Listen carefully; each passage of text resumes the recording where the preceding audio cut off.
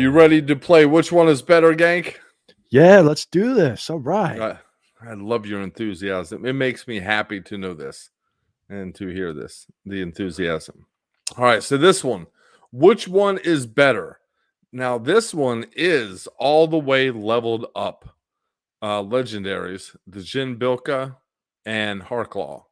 And the reason I chose to level these up all the way is because these are the two most accessible cards that are legendary that you can level all the way up. They're less than $3 each right now.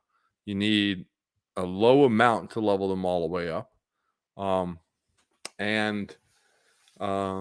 Yeah, so I wanted to throw this out there because I also want to mention too that you need fully leveled up cards for it to work land.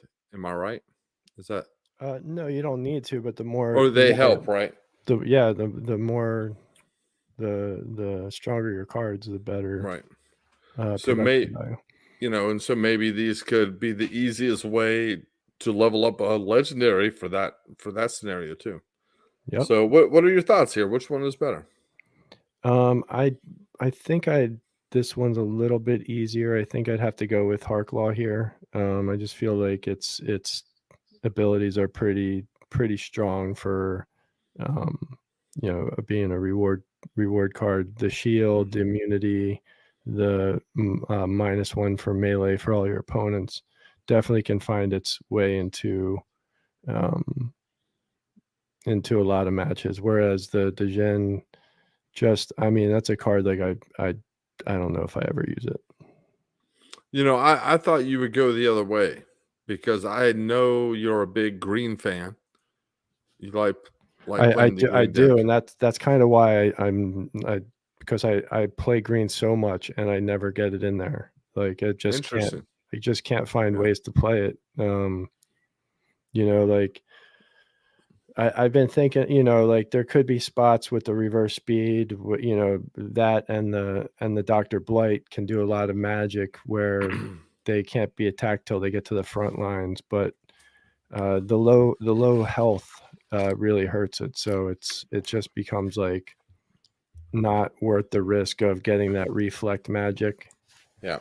That knocks it out on the first turn because it's going to get 2 magic returned. So I think that's why, so a reverse speed, and then like equal where the other attribute or the other rule set would be like all the monsters start with the same amount of life of whoever has the most life.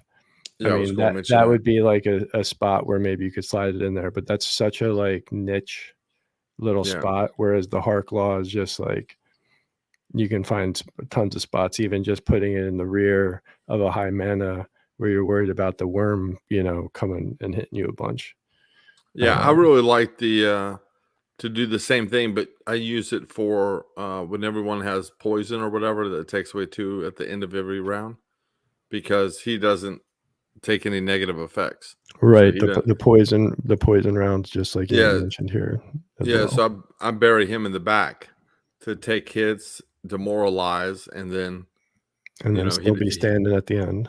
Yeah, he doesn't have to be flying, and so I like him in that position as well. Yeah, no, it's definitely a good little spot for him for the big mana matches. Yeah, so I actually used a Harklaw pretty fair amount. And the Djinn, I try to find ways to get it in there too.